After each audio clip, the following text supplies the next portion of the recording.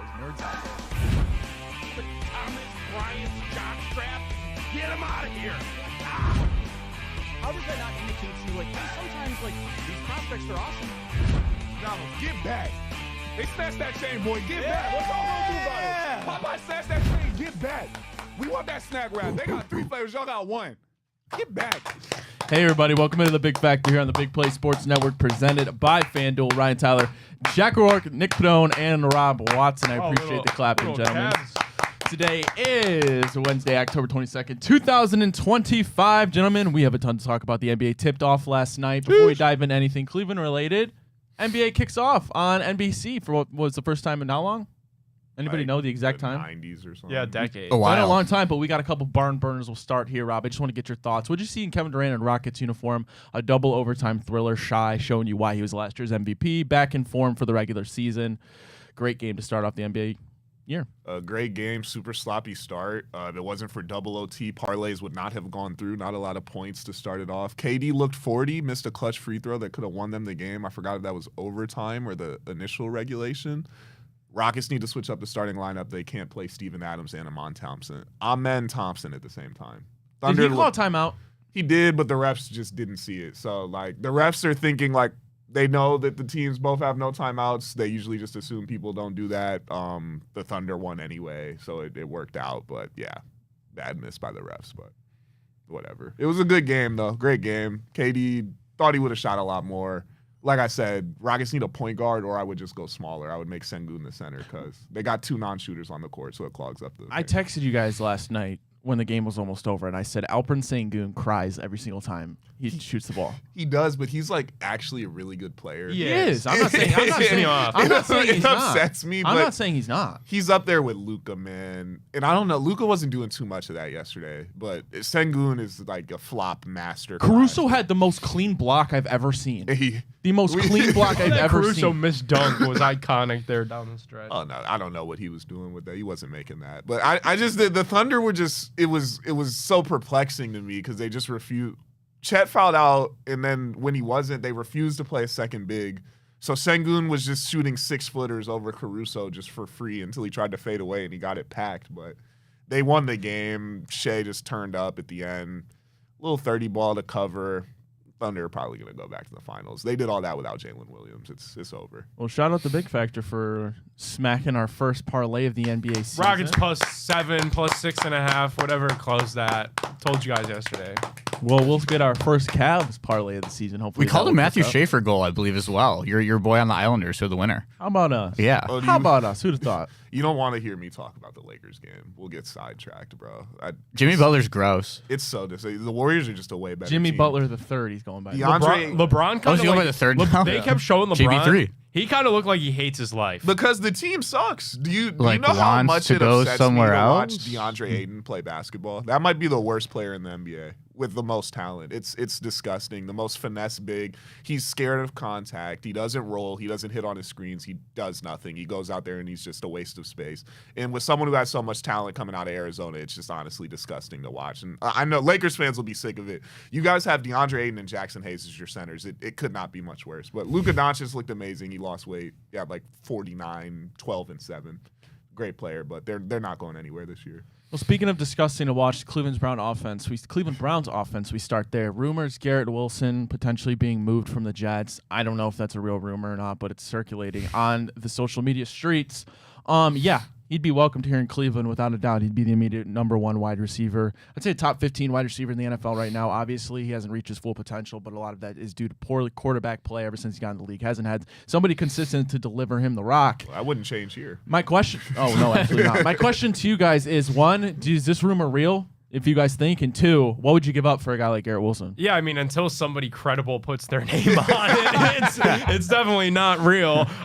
So we can Mitchell. We can start there. However, you know, like it is fun to think about. It's fun to speculate. I think when you're talking about this, you have to ask yourself, like, are the Browns in a mode right now where you're cool with them trading draft picks to stockpile talent? or should you be hoarding draft picks and trying to win in April? Yeah. I think Garrett Wilson is kind of one where maybe it would be worth moving on from whatever it would take. Like he is just 25. He signed that new contract. It was majorly front loaded. So like the Jets are paying that money just to not win a game this year. So you could realistically stomach that contract if you're the Browns. Obviously an Ohio State guy, went to Lake Travis High School, which is a fun fact, same high school as Baker Mayfield. And even though he hasn't had a quarterback in the league, he's got 3,000-yard receiving seasons, consistent. and he's got almost 400 yards this year through a bunch of games with Justin Fields looking like the worst quarterback in the league besides whoever the Browns decide to start that week. So I would take it. Yeah, I don't put much credence on these rumors right now. No, like I'm sure Andrew Berry's calling because he's an aggressive general manager, and because they've made it known that there's going to be a little bit of a fire sale that goes on in New York. I wonder what the price tag on Garrett Wilson costs. But I definitely do believe that Berry's calling. I don't know that it's like a done deal as some people are trying to make it out to be. Would you guys be willing to move on from or go and get Garrett Wilson if it involves a first round pick though? Like if say like the Jacksonville pick? No, so it's got to be seconds or later. If it was the Jacksonville pick, I'd do it. That's kind of what I was getting at. So you would for the Jacksonville pick? No. Nope. Are we really okay? Are we in a position, one, to be taking on another big contract? I know it's obviously nowhere near what Deshaun Watson is, but first of all, you're taking on another big contract. Who knows if you're going to be good in the next 2 years? We don't have anybody, who's going to throw him the ball? So, what's the point of taking on that contract if you don't have a quarterback to get him the ball? And I agree, we need a wide receiver, but right now, it's the offensive line is the biggest need for me. And then if you're going to go get a guy like Carnell Tate in the first round, I don't need to be spending... I don't need to be giving away another first round. Well, this would eliminate that. Yeah, if you trade that Jaguars pick, you say that we've got Carnell Tate, but better. We've got Carnell. We just got Carnell Tate, except he's already had 3,000 yards. Okay, well, let me ask you this. Know if he's I would do it. And then here's the bit. Is Garrett Wilson that good? And maybe he is. And he's very good. Like, it's safe. I would say that's a receiver upgrade. Honestly, I said 2 seconds initially. I would try to get him. I would try to keep the I'm first. not giving up a first. I would try to keep the first. It would be crazy if you could get them for like A.J. Brown prices back in the day. That would be nasty. But, I mean, it would eliminate needing to pick the receiver with a top pick. You go tackle or quarterback in the first round, and then hopefully if you still have your second, you go with the other. I would go quarterback then tackle maybe in that situation. And if you get it, if this was something that came to fruition, and I feel like we can't repeat enough that right now it's an internet rumor. But if this was something that did materialize, to me it shows you're drafting a quarterback with that first pick regardless. Ooh. Because you can't get Garrett Wilson and then run it back with Dillon Gabriel next year, because what would be the point of that? Round, dude, you need a tackle in the first round. So I'm not giving up a first. So I'm saying you're not gonna get it all done this year. That's where I'm still. You'd build bro. it how Cincy built it. But regardless, if you don't Ryan, get Garrett Wilson, it's the same thing. So you need a receiver, a quarterback, and a tackle, and you have 2 picks. How are you gonna get all Ryan, that remember done? though, everybody was begging them to draft Cardinal Penei Tate's Sewell. not gonna be there in the 20s. Yes, the Oregon, The Penei Sewell versus Jamar Chase. They look smart for taking Jamar Chase. Realistically, if the Jags pick is a mid to late, say it's the 16 or 17 pick, I don't think Tate's going to be the top 2 receivers you want probably won't be there. So then you're taking a reach on a third guy who might be good. That third guy, Mekhi Levin is not good. We found out last weekend. Maybe I'm just scarred of also trading first. And if you want to be scarred even further, the last first round tackle you took was Jed Wills. And you also just we're getting the guy with the number 2. And you also just traded. You also just traded out of drafting a wide receiver in Travis Hunter. Who hasn't done anything today? That's the right decision. I mean, Garrett Wilson, I think, is a better receiver than Travis Hunter, of course, at least to this point in their careers. Yeah, I can't ignore the 3 straight 1,000-yard receiving seasons with no quarterback. I also can't ignore that this would be the biggest investment that the Browns have made in that receiver position since the Odell Beckham trade. You're due to sacrifice a first-round pick. I agree with you, Ryan. This offensive line blows. The fact that there's not a quarterback, that's what muddies this a ton. But if the price was if the Jets GM has Andrew Berry on the phone and he's like, I'm gonna hit this big red button and hang up on you if you don't send the Jacksonville's first round pick, and that's what it takes to get. I would probably. Honestly, it wouldn't take a first though. I don't think it would. I hope not. I don't think it would, and in that case, I would 100% do it if it's Yeah, for if a it's second? possible. For sure. But I For don't think sure. I don't think he's running for a first. Yeah, I don't think he'd be a first either. So if you guys were theoretically running Big Play's Instagram page at this moment in time, and you were going to put out a mock trade for Garrett Wilson, what would you include as the assets? Theoretically, of course. Maybe a second and. Okay, well here's. They might want a young player. you If you're not getting a first, like What should I put as I mean, the I don't know why the proposal Jets here? would do this. They don't really. There's no point in them. I saw They people just need talking a about stockpile. Njoku, bro. I was gonna say, but What are they going to do with David Njoku Yeah, for they 4 need, weeks? They need a stockpile just like us.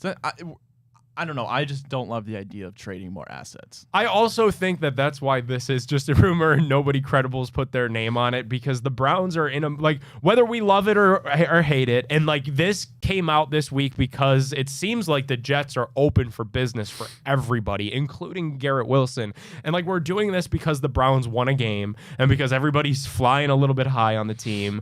But like in reality, I'm not talking about it as a solve for this year. no, but it wouldn't be a solve for this year, but like, okay, so you trade a first round pick for Garrett Wilson. Say that's what it costs. Even a second round pick, you trade that for Garrett Wilson. He's gonna come here and hate his life for 10 weeks. Yes. Who you don't know that? Maybe I he do likes know it that. here, bro. Yeah. Did he grow up a Browns fan? I don't know. Isn't he from around here? He did say he loved the environment. Yeah, on Thursday like- Well, night. like Chicago. Travis is in Texas. He's from Chicago. And He then grew up next in year, Texas. you say you got him for a second and a third, or like a Yeah, I'll total- do that. I'm not And trading then first. I'm you not draft trading it. Mendoza, and then you still bring in another receiver. All of a sudden, you have an actual receiving room. Now you didn't solve tackle, maybe you drafted him later, signed some guys. Maybe I'm talking about I'm looking at next year. I think also it's worth noting that if we do win like 5 games, like Nick said yesterday on the show, and you find yourself like outside of the top 3 or 4 in the draft, like there's a chance that Spencer Fano, who's like the clear-cut one tackle, goes off the board by then, and then there's like a lot more questions about Caden Proctor and the kids that come after. So like you might not even have that surefire caliber franchise tackle if you're picking at 7 or something. Yeah, of course. The Browns don't know who to draft. They're horrible at it. All right, let's move on. I got to tell you about Fairway Ford before we talk about Dillon Gabriel. Fairway Ford is the biggest Ford truck dealership in the entire state of Ohio. They have the largest selection of Ford F-150s and Super Duty trucks, and they won't be beat on price by any other Ford dealers. Don't let a short drive to Canfield prevent you from saving thousands of dollars on your new dream vehicle. Fairway Ford, the largest inventory of new Ford trucks, the lowest pricing in the same hometown level of service. Scan the QR code now or go get the website or visit fairwayfordohio.com. That is fairwayfordohio.com. Maybe we can trade a Fairway Ford truck for Garrett Wilson. All right, guys. Like, I'm seriously. Who hangs up first? I'm surprised that you guys Fairway like Ford. aren't as in on this as I am. the first is a little bit debatable. It's exciting because you're talking about in a season where nothing is really going for us. You want Right. something to be looking forward to. So, let's go get a guy, a known commodity, in Garrett Wilson. Well, that sounds nice. I'd rather get a cheap guy on a rookie deal and continue to build this young core. Like, Well, it there's no also guarantee it also that would cheap. prove We that just said it that. there's would no draft. guarantee either, but there's no guarantee Garrett Wilson comes here and is fantastic. Much higher percentage than us drafting a rookie at 20-something. Yeah, you're Lemon. definitely not wrong. But He what did not have a good weekend. But what happens when the Browns still aren't ready to actually compete for 3 years? I mean, hey man, at least they're trying. I want to see an attempt. You know, I know. What are we gonna do? And also, how many times do we mess up that pick in the first And place you also- anyway? It's like that we're And we've been saying, talking like, about a draft this pick that we're doesn't have to probably gonna fuck up. And this But doesn't here- have to be this painful, dragging out rebuild. Like, get the This bad would be a man good away. thing to get the ball rolling. The post. I think that's what Dorsey went out, traded for Jarvis, Yeah. traded for Odell. Like you gotta. Jimmy Haslam wants the young guy that's going to be in his prime. When Jimmy we go to Haslam Brook wants Park. He's 25. asses in seats, and Garrett Wilson puts asses in seats. If you could lock him down. Yeah, he's He'll be 25. 30. No, I'm not saying he's old, but when we go to Brook Park in 2029. But also, if we're going to talk about the timeline of Garrett Wilson not being ready with this Browns core, then what the hell are all these 30-year-old stars doing on our roster? Like if that's the way we're going about it, you should just be trading everyone who's not going to be ready when you're here in 4 years. Then You'd be prime. You'd be 29 years old. That's 4 years away. How bad's it gonna suck? We're talking about this Garrett Wilson trade, and then they're just gonna trade like a 5th round pick for some receiver. Yeah, we're gonna get like that- Marvin Mims. It's gonna be Dude, that's an all-pro punt returner. Chill. We're gonna be goaded. It's all right. By the way, I'd take that. I would too. An all-team special team returner, Marvin Mims. What's James Prochet doing these and days? I'd put him on offense. I'd get a jersey. He'd be an upgrade from really anything you've got right on Jersey. offense. That's an Oklahoma legend. All right, guys. Dillon Gabriel through 3 games. We think we know what we got in him, a long-term backup. But Vikings, 190 yards, 2 touchdowns, 0 picks. Steelers, 0 touchdowns, 0 picks. Dolphins, 0 touchdowns, 0 picks. 94.3 rating week 1, 66.3 week 2, 89.1 in the latest game against the Miami Dolphins. Is Dillon Gabriel anything more than a long-term backup? Mid passing game still a wash, guys. I sent the fellas a stat last night. I took our top 3 receivers receiving yards on the season, Judy, Tillman, and I think it was Isaiah Bond. All 3 of them put together don't have as much receiving yards as Christian McCaffrey, a running back. He's a running Dillon back. Gabriel, not seeing it. No hate to the kid. It's a miracle you have no interceptions right now. That'll balance out at some point if you keep doing what you're doing. He's not throwing the ball downfield, which is crazy because he was a serial guy who would press the ball downfield at Oregon. Not working here. Don't know if it's coaching or if he's scared, but just don't love what I'm seeing. Rob, I know you're like a big Madden guy as well. Like he's like the equivalent of watching like when they give you the coach's challenge to not throw an interception and they put it like on impossible, so you just like don't move the football at all. Like you don't try and throw it downfield. Like it seems like he's looking over his shoulder constantly at Kevin if he commits a turnover. It's just nasty, man. I don't like what he's seeing. He's like we said earlier the other day. It doesn't look like he's processing. We're missing wide open walk-in touchdowns. We're throwing them to guys that are on the floor. I'm not saying he's terrible. Like he's serviceable. He's kept it afloat. He played better than Tua on Sunday, so that's good enough. But just not a guy that's going to change the culture here. Just another Colt McCoy type. How about this one? I really think that like if he puts together a performance similar to what we've seen, which like has been passable, I guess, but C-. Yeah, but really just like the most boring football, uninspiring football that you've ever watched. I really think that there's a chance that you could use the long bye week as a way to just get Shedeur ready. Like because really what are we doing here is what needs to be asked. And like, okay, you're being competitive in games, I get. You're trying to evaluate the rest of the talent on the roster, I get. It's really hard to do that though when this guy can't do anything deeper than 5 yards like on the line of scrimmage. So at some point, like, they want to see Shedeur. I think that's still accurate. I think you hear like Ian Rappaport on NFL Network saying that that's still the plan. Mary Kay's starting to pump air in the tires, saying that like his development's going really well and all this stuff. Like maybe you just do the Shedeur thing after this week. Let me ask you guys this, because I was looking at my fantasy waivers last night, and somebody dropped Jerry Jeudy because he's been a can so far.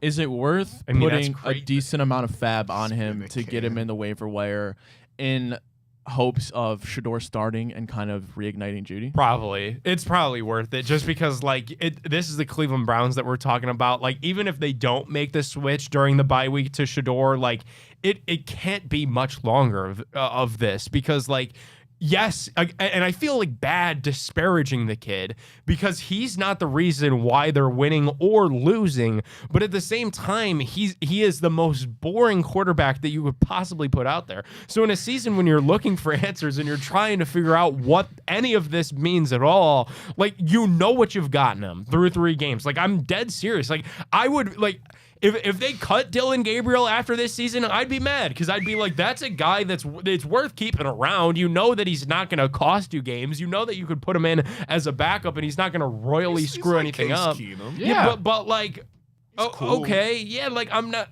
like he's a guy that if he was a free agent, you give him a 1-year, $4 million deal, and you feel if the starter goes down, you say, all right, hopefully this guy could at least keep the head above water so the defense could ball out and try to keep us in games. He's not even like Gardner Minshew backup. It's just like straight Case Keenum, like, you know, who else? Like a Kellen Moore type Rob, dude. they scored 3 offensive touchdowns against the field Dolphins. He was only on the field for one of them. Like I can't really evaluate the 40-yard scamper. And I know that that's partially on Kevin too, because Kevin really likes him. Kevin's trying to protect him. They're trying to put together these stale, boring game plans to make sure that he's not putting himself in harm's way, and that probably is the responsible thing to do.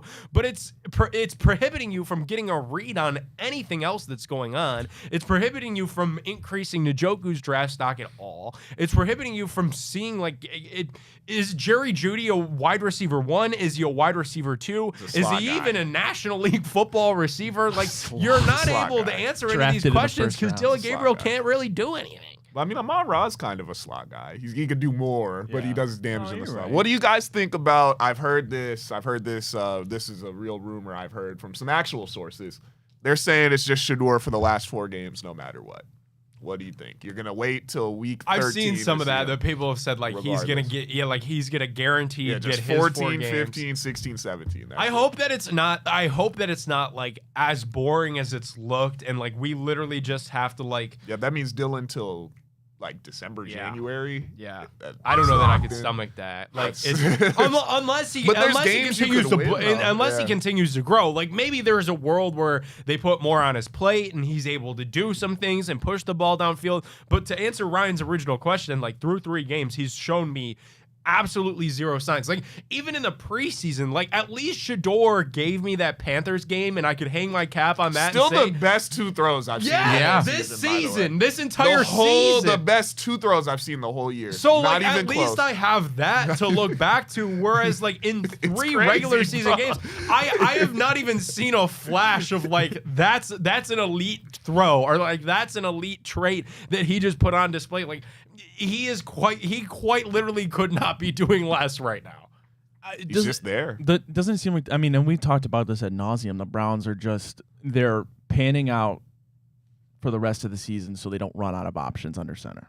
It's Right. you go to Gabriel for now, and then eventually, like you said, okay, the last 4 games, well, that lines up perfectly.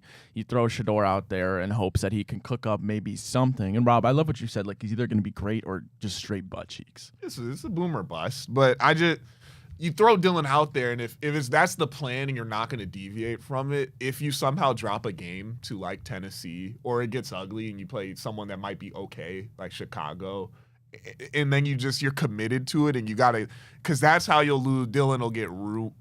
You know, and then you put yourself back on the hot seat. He's a backup though, bro. So like I don't get protecting him, but it'll get ruined if it has that bad game, and then you're saying, oh well, Dillon, you got to play the next 4 weeks anyway, and now he's just forcing it, or he's all the way in his own head, and we're just so refusing to deviate from our plan that it gets to be that. But I don't want to watch him play for another 2 months. Can we I also don't think just anyone wants to do that. But quickly talk about how stupid it is to draft 2 quarterbacks in the same draft. Really also. dumb. It's just And- it's and, also like, it's a really dumb we thing all to do. said that, like, it's in the super first place. stupid to do when they're both mid-round picks. Yeah, it's That's even when worse. it's really bad. At least So like the dumb. RG3 and Kirk, you can be like, okay, like one's your guy, one's the back. No, like it's just really dumb to take 2 quarterbacks, 50 something spots apart. It's really dumb. Like and this season, this entire We could season not has use an proven O that. lineman right now or anything either.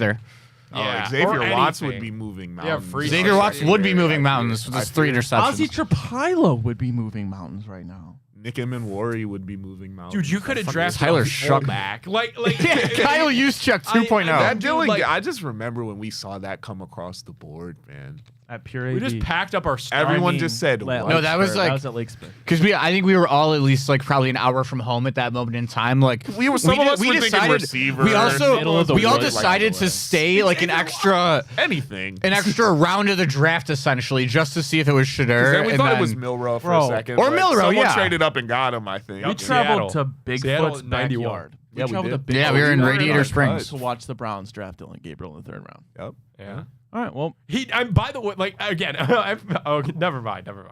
I feel so bad just disparaging the kid, but 'Cause he's not bad, but Doesn't he look so short when you're watching the game? Yeah. like he's not 5'11". If he's No, 5'11", they're I'm 6'5". forcing this all on him. This is all on the team. It's Yeah. all on Kevin. He should not be in this situation. Yep. You know what he is.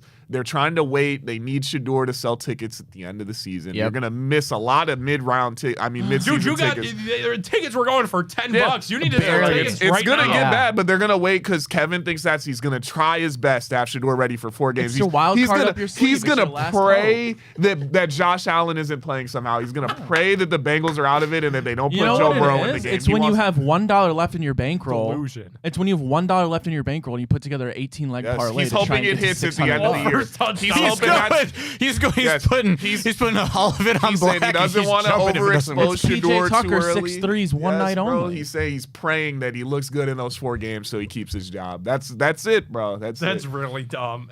Hey, It's pathetic. Nasty But what's word. new with the Cleveland Browns? Let's talk about a team in Cleveland that's actually very good and has high expectations. That's the Cavaliers. They open tonight their season in Madison Square Garden.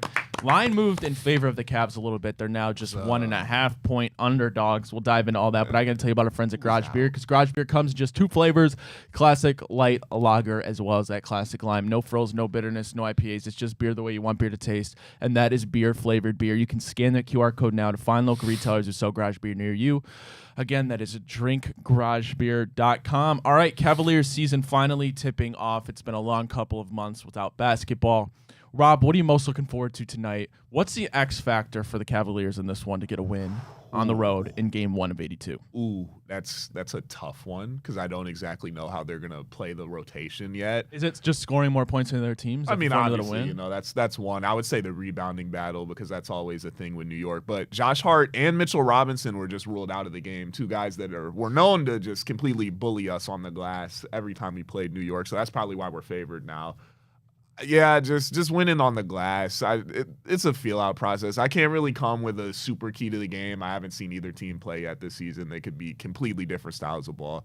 Just go out there and let's get started on figuring it out. You got a big puzzle you got to put together, and we're not going to be anywhere near doing it in October. So. Is it really as simple to say the Cavaliers could and should win the NBA championship if this is the year that we see Evan Mobley become the Cavaliers' best player?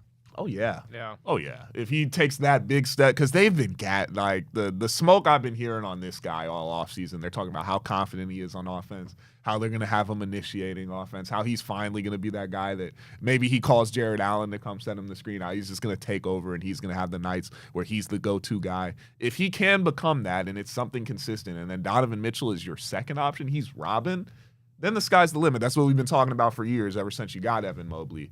And it seems like we might finally be getting to that point. And if he could be that, then yes, you could go win the NBA Finals. But we got to see that, and we got to see it consistently from him.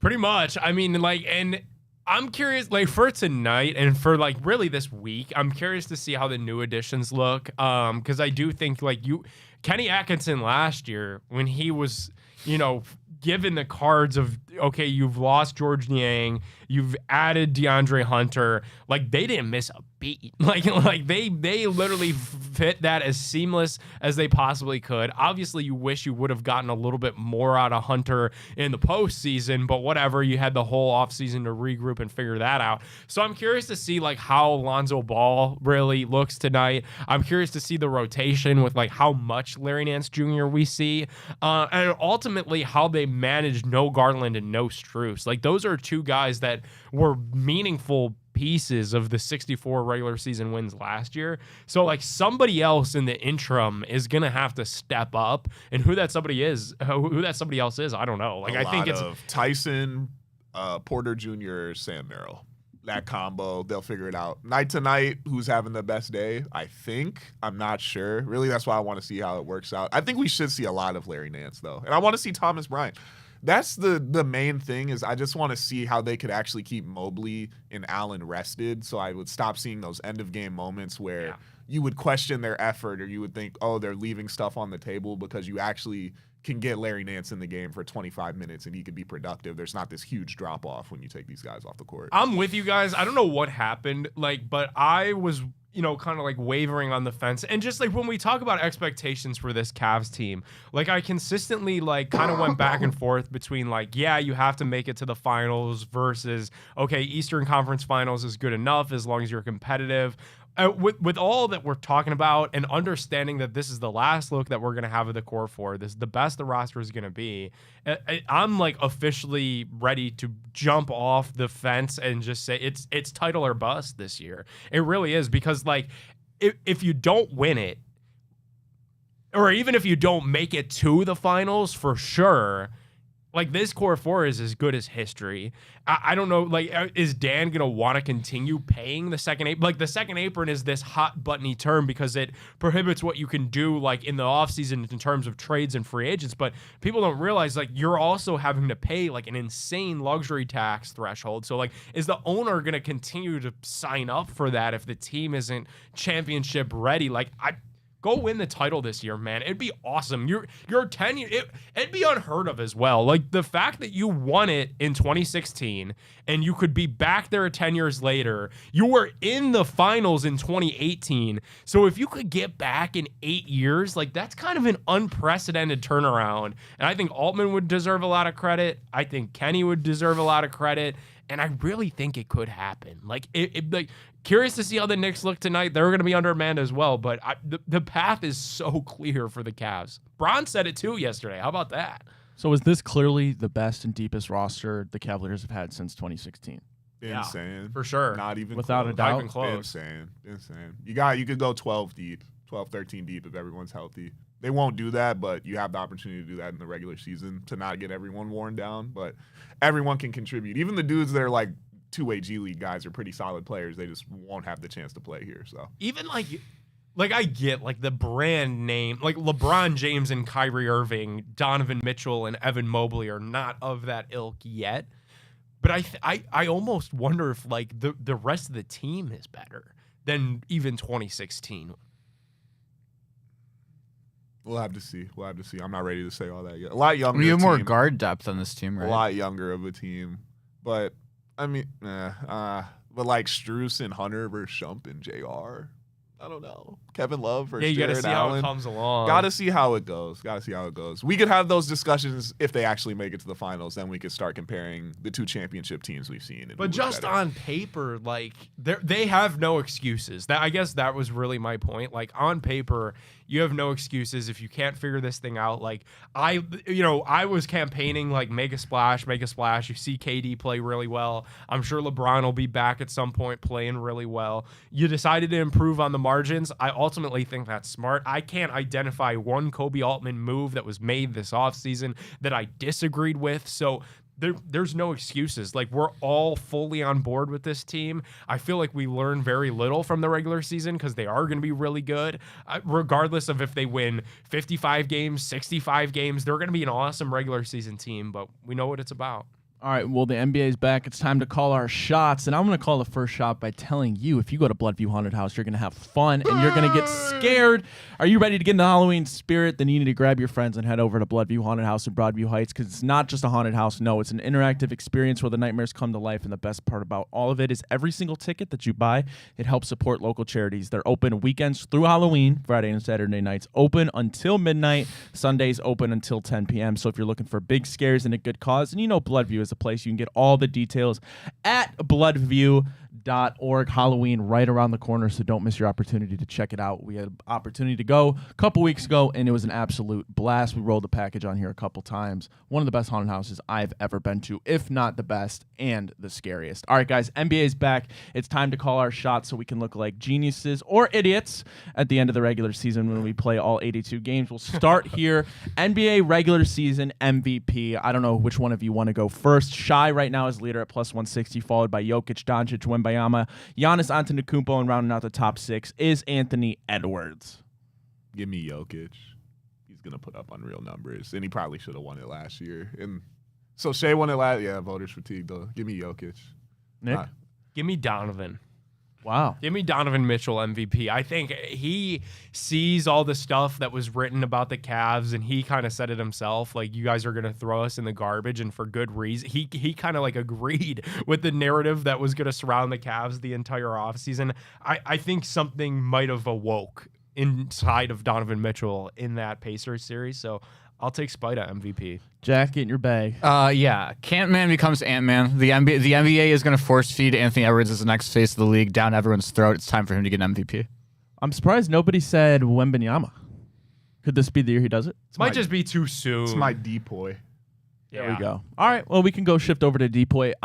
Minus 185 on FanDuel Sportsbook to win Defensive Player of the Year for Victor Wembanyama. Would have won it last year by far if he hadn't got hurt. Yeah.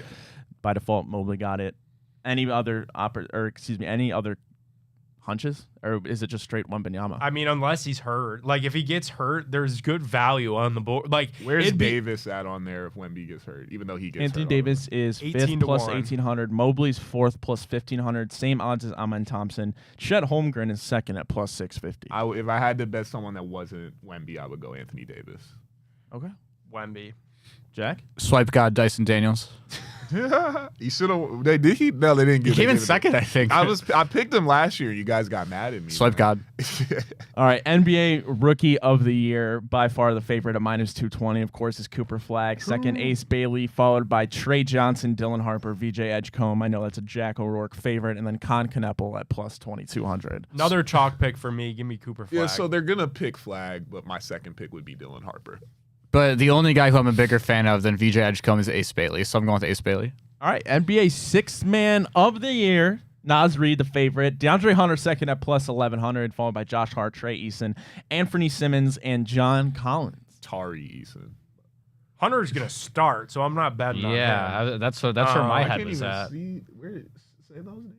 Naz Reid's the favorite +950, then I DeAndre got my Hunter, guy. Josh Hart, Trey Eason, Anthony Simmons, and John Collins. Good. Anthony They're gonna Simons. trade Anthony Simons, is 100%. gonna get traded, I think. Nick, we were talking about him a little bit last week. I'm in on Anthony Simons.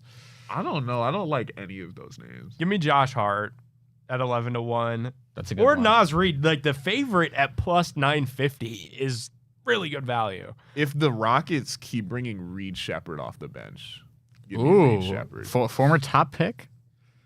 Because I don't like any of those names. I'll take Josh Hart. Six man's Final got to be answer. on a good team. All right, well, let's do the fun ones now.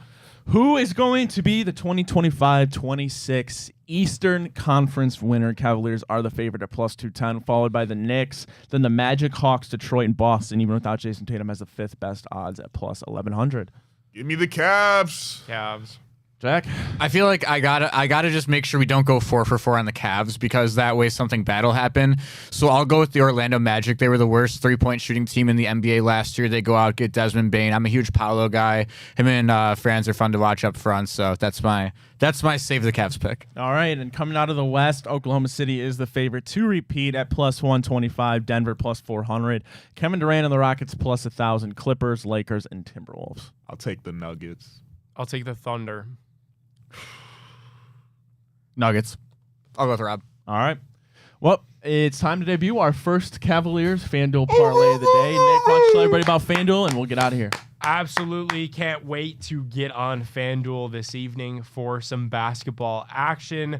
We got football tomorrow. Are we in the greatest stretch of sports right now when you factor in all the football that we had this weekend, and then you get NBA last night? FanDuel's got an offer you don't want to miss this NFL season. New customers can bet just $5, get $300 in bonus bets if you win. That's right. Pick a bet $5. If it wins, you'll unlock $300 in bonus bets to use all across the app. You could build parlays, bet player props, ride the live lines, whatever your style, FanDuel has you covered. NFL season, it's here. Only question is, are you ready to play? Visit FanDuel.com/bigplay to download the FanDuel app today and get started. You must be 21 plus, present in select states, first online real money wager only, $5 first deposit is required.